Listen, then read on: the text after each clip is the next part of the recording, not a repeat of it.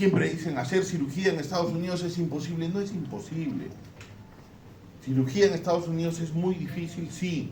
Yo tengo un alumno de Cayetano que empezó conmigo cuando yo lo conocí cuando era alumno de cuarto año. Era alumno de cuarto año y venía a las guardias de cirugía. Desde cuarto año se iba todos los años en vacaciones a Estados Unidos. Se hizo conocer, era estudioso. Cuando terminó la carrera ya tenía aprobado los 2 steps del OCML. Se fue allá, dio el tercer step, que ahora es más fastidioso porque si no dominas bien el inglés, porque es con pacientes, con práctica, más fastidioso. Aprobó los 3. Ahorita es cirujano plástico en Estados Unidos. Se puede, todo se puede. El hijo del doctor Pausán hizo su carrera médica acá en Perú y terminó como urólogo oncólogo en Estados Unidos, liderando un centro de cáncer, el Moffitt Cancer Center. ¿Se puede? Se puede. Mucho más humildemente, tenemos médicos acá. Yo he participado como por la Sociedad Americana de Urología con 3 urólogos latinos más. Los 3 vivían en Estados Unidos, yo era el único que vivía en Latinoamérica. Se puede, todo lo pueden hacer, depende de ustedes. Tienen 2 manos, 2 piernas, un cerebro, no les falta nada. Y ahorita la información, tienen la misma información que tienen los estudiantes de Estados Unidos o de cualquier país. Depende de ustedes que la lean. En mis tiempos era dificilísimo obtener libros, información, artículos. Ahora ustedes lo tienen a un clic de distancia, úsenlo. Bueno, vamos, cáncer de testículo. Vamos a hacer esto. Es la más común de las neoplasias en jóvenes entre 20 y 40 años, ¿no? La mayor parte de los tumores va a corresponder son cánceres raros. ¿Por qué? Porque en general los cánceres en jóvenes son poco frecuentes, pero dentro de la frecuencia, entre 20 y 40 años va a ser el más frecuente. Cuando hablamos, recuerden que hablamos al principio de tipos de cánceres. Cuando hablamos de tumores de testículo, el 95% de las veces van a ser tumor de células germinales.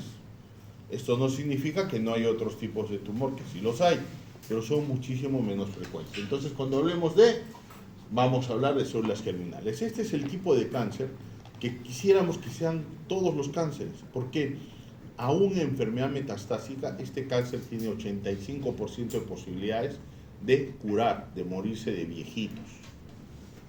¿Por qué? Porque son altamente sensibles a radioterapia y quimioterapia.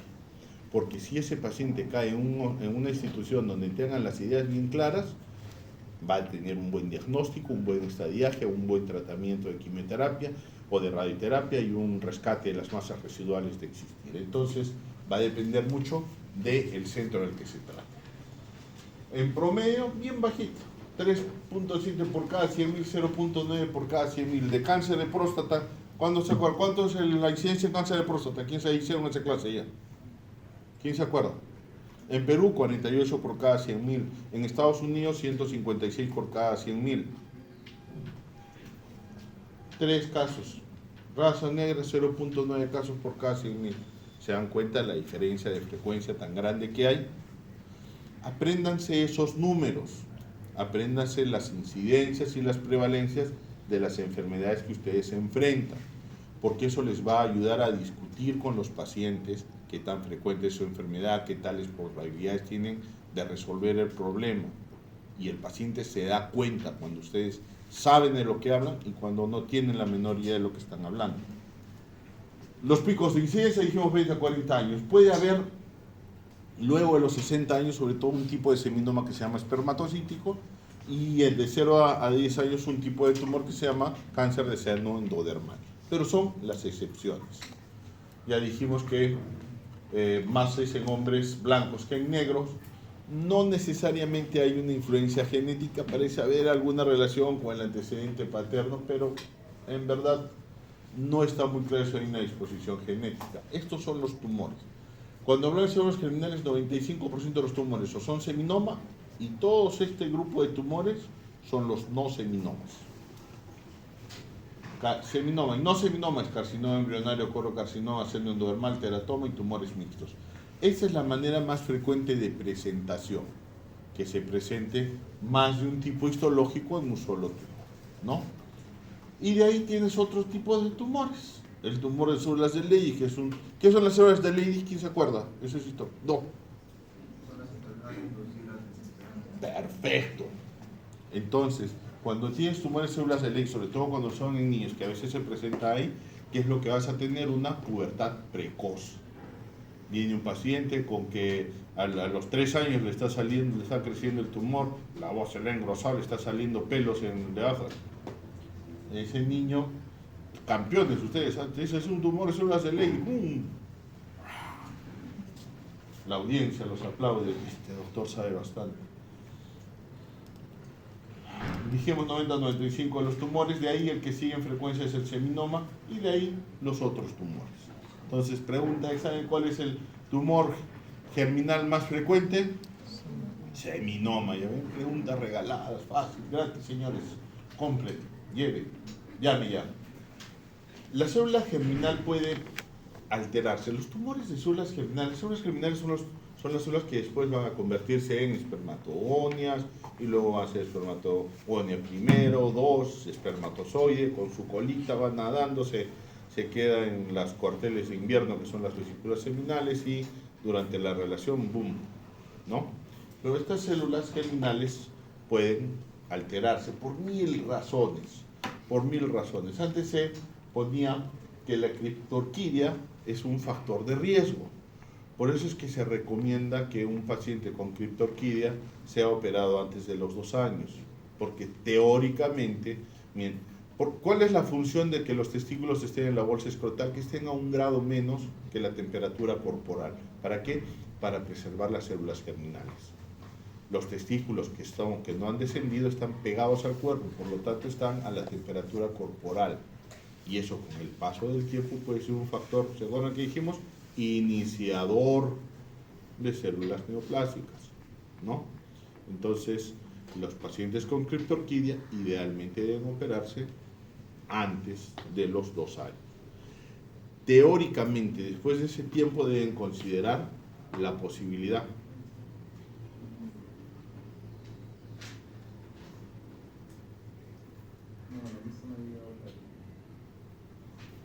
dale la lista al doctor.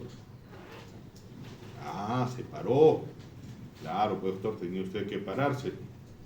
Si esto está alejado de todos. Muy bien.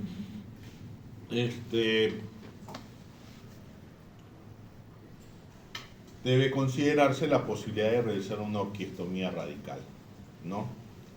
Siempre vas a tener la posibilidad de que ese testículo, ¿qué es lo que debe hacerse? ¿Para qué lo pones en la bolsa escrotal? Para que puedas examinarlo, no lo dejes dentro de la cavidad. Hay tumores testiculares que desarrollan dentro del abdomen. ¿Cómo sabes? Porque no hay testículo visible ni palpable y ese paciente viene con una masa intraabdominal. Les voy a regalar un dato. Masa retroperitoneal en pacientes jóvenes, consideren siempre la posibilidad de un cáncer de testículo. Cuando venga un paciente, si ustedes tienen la suerte o la mala suerte de estar en un servicio, generalmente los pacientes entran por abdomen. Alguien les hizo una ecografía, le encuentran una masa retroperitoneal, los cirujanos lo mira el residente, lo mira el staff, ya lo meten a sala para hacer una biopsia y salen células germinales. Ahí recién le bajan el calzoncillo y se encuentran con el tumorzazo de testículo que tiene el paciente. Entonces, recuerden eso. Me acuerdo mucho en la almenara, doctor, tenemos un joven de 25 años que tiene una masa, no me digas más, le dije, tiene un tumor testicular. Sí, ¿cómo sabe? 1, porque está viniendo a buscar urología. 2, porque si tiene una masa retroperitoneal quiere decir que ya lo has metido a sala y le han hecho una biopsia. Dime la verdad. Sí, doctor. No le examinaba el testículo, ¿no es cierto? Sí. Ya sabía, metieron la pata. ¿Por qué? Por no examinar. Entonces, métanse eso en la cabeza. Masa retroperitoneal en jóvenes, primera posibilidad, cáncer de testículo con metástasis. Segunda posibilidad, problemas linfoproliferativos. Pero bueno, vamos adelante. ¿El trauma es una causa de cáncer de testículo? No. Generalmente un golpe, un pelotazo hace que le preste atención a ese testículo. No es que les haya causado el tumor. ¿Cuáles son los signos principales? Crecimiento testicular indoloro. ¿Cuál es la diferencia? Ustedes ya deben haber hecho su seminario de escroto agudo. ¿Lo han hecho en el seminario o no lo han hecho en el seminario? ¿Qué han hecho el sábado? ¿No han hecho nada? Qué desgracia. A los que han llegado tarde, revisen escroto agudo, retención urinaria, cólico renal, retención aguda de orina. ¿Qué pasa si viene un paciente con un crecimiento testicular doloroso? Primera posibilidad, a ver, ¿quién sabe? A ver, doctora. Una extorsión, otra. Orcoepidimitis. Y más alejado, un tumor testicular. Doctor, pero usted está diciendo crecimiento indoloro. En el 90% de los casos hay un 10% de tumores que crecen muy rápido y puede presentarse con dolor testicular. Pero mi primer pensamiento va a ser, debo definir rápido, ¿este es inflamatorio o es por torsión testicular o es vascular? ¿Por qué? Porque si es por torsión testicular, ¿tienen ustedes cuántas horas? 6, máximo 12 horas para entrar a resolver el problema quirúrgicamente. Si lo resuelven después de las 12 horas, ya por mucho es una pasa vieja, ya se murió la bola, ya no sirve. Ideal 6 horas, no pasa nada, ese testículo se va a recuperar. Después de las 6 horas, todavía tienes chance, pero ya la posibilidad va descendiendo cada vez más a medida que pase cada hora. La golden hour es los primeros 6 horas después del acontecimiento. Y a veces no es sencillo clínicamente definir entre una torsión testicular y una orcoepidimitis. ¿Cómo se define? Con una ecodoppler, muy bien, punto. Como no levantó la mano, no sé a quién ponerle el punto. Entonces perdió. Entonces, la lista ya. ¿Quién la tiene? Por favor, pásenme. Gracias. Entonces, una ecodoppler. Y la ecografía también va a servir para evaluar los testículos. ¿Por qué? Porque un buen ecografista les puede, gracias doctor, les puede definir si o no tienen posibilidad de un tumor y qué tipo de tumor testicular van a tener. El hidrocele, que es un acúmulo de líquido, cuando usted es un paciente con hidrocele, háganle una ecografía testicular. A veces tienen la mala suerte, un hidrocele es fácil de ver clínicamente, ¿no? Le hacen la transiluminación, brilla, pero no pueden palpar el testículo. Hay algunos cánceres de testículo que tienen un hidrocele asociado. Entonces, confírmenlo, pídenle una ecografía. La ecografía con mucha facilidad de ver si hay un problema inflamatorio, si no hay ningún problema inflamatorio, si hay algo en el testículo, no hay nada en el testículo. Hidrocele también es otra cosa que van a poder ver. Un segundito. Dime. ¿De qué? Ya.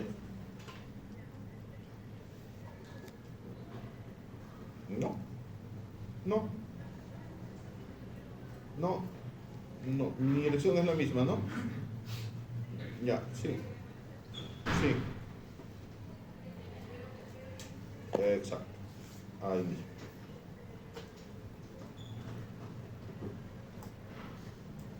No, pero regreso, ya estoy terminando la clase. Yo voy. Sí. No, tú tenlo en la oficina, yo subo, te lo firmo. Sí, por favor. Ya, gracias. Mil disculpas. Mi secretaria no se quería. Muy bien.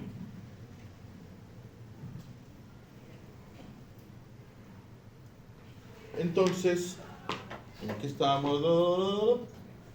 Muy bien. Hidrocele, pídanle siempre una ecografía, les va a ayudar. Entonces, diagnósticos diferenciales. Siempre que tengan hagan un ejercicio cada vez que hagan una historia clínica y lleguen a un diagnóstico. Ustedes mentalmente, por ejercicio, tengan 3 o 4 diagnósticos diferenciales y van descartando. Esa es otra manera de ir aprendiendo, ¿no? No estar con el mismo doctor House, ¿no? ¿Cuál es la lista de las cosas que pueden ser? La tontera esa es porque en verdad todo eso lo desarrollas pero acá en el cerebro, ¿no? Puede ser esto por esto, puede ser esto por esto, puede ser. Entonces, ¿cómo viene un paciente? Aumento de volumen testicular. Entonces, dentro de un aumento de volumen testicular, ¿qué puede ser? Puede ser una orcopimitis, una torsión testicular, un cáncer de testículo. Entonces, hay cosas que por historia, por examen físico, por exámenes auxiliares vas descartando hasta que llegues al diagnóstico final. Inclusive en Estados Unidos puede haber un retraso en un 30% de pacientes que con cáncer de testículo fueron tratados como orquitis en Estados Unidos. No crean que porque un médico se ha formado en Estados Unidos son brillantes. También, como en todo lado, hay buenos, hay regulares y hay de los otros. En todo lado se cuecen habas. Ecografía testicular básico. Cuando tienen ustedes el diagnóstico, estadiaje, radiografía, tomografía de tórax, tomografía abdominopélvica. Resonancia magnética en circunstancias muy especiales. No suele bastar con una buena tomografía de tórax, una tomografía abdominopélvica. En verdad, antes cuando éramos más conscientes con los gastos, en un seminoma, una tomografía y una radiografía eran más que suficientes. ¿Por qué? Porque el seminoma se disemina a través de ganglios a través del linfa. Si no tienes enfermedad retroperitoneal, no vas a tener enfermedad torácica, pero no les cuentes a los oncólogos clínicos. Entonces, marcadores tumorales, los principales, beta-HCG, AFP y LADH. No todos los tumores marcan marcadores tumorales.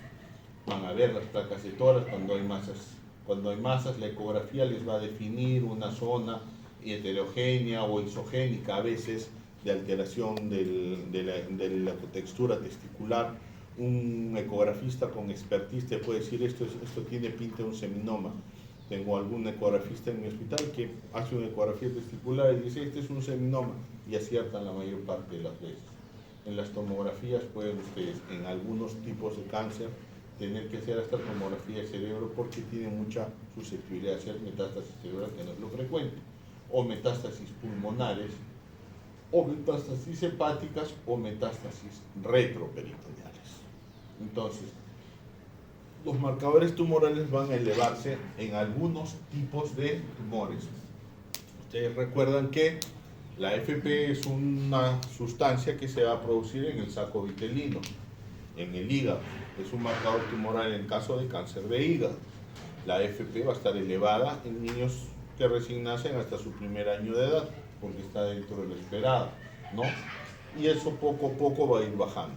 Pero una AFP elevada, este es un tip.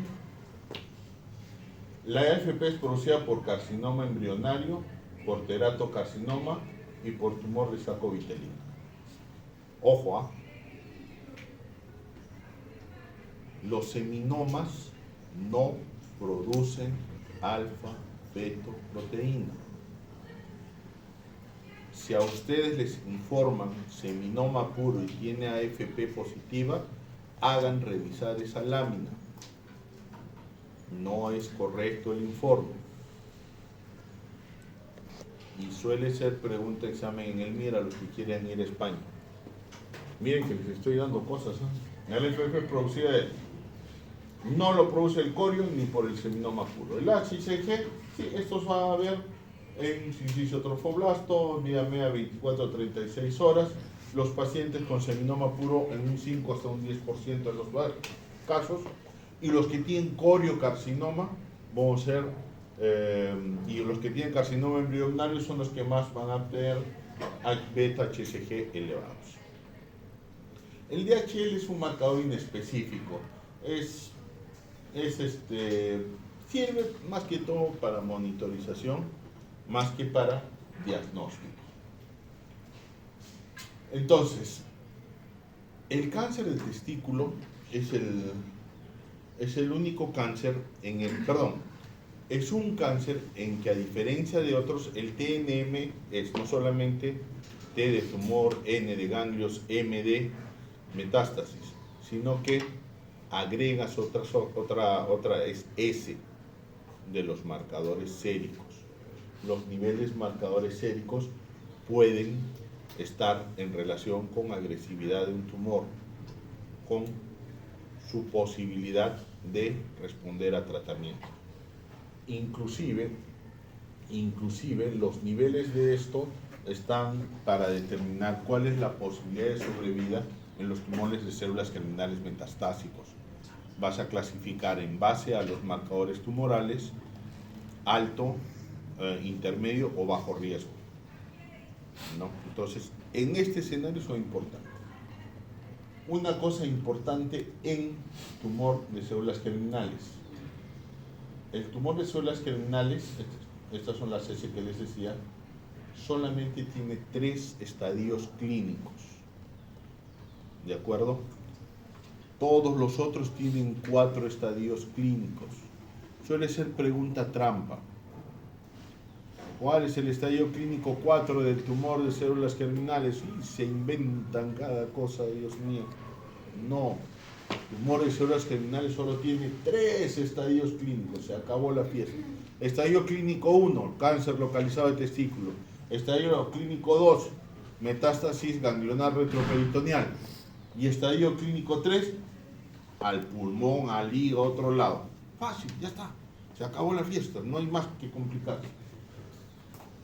Vas a tener en base a eso cáncer de buen pronóstico. Los seminomas solamente son de buen pronóstico o de pronóstico intermedio, no al mal pronóstico con seminoma.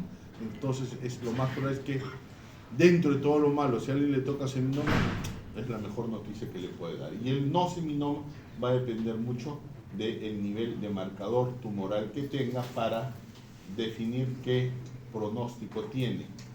De eso, y si hay metástasis viscerales no pulmonares. Y de mal pronóstico, ojo, esta es otra pregunta trampa. ¿Cuáles son los pacientes seminomas de mal pronóstico? No hay. Seminomas solo hay bueno y pronóstico intermedio. Ojo, miren que les estoy contando.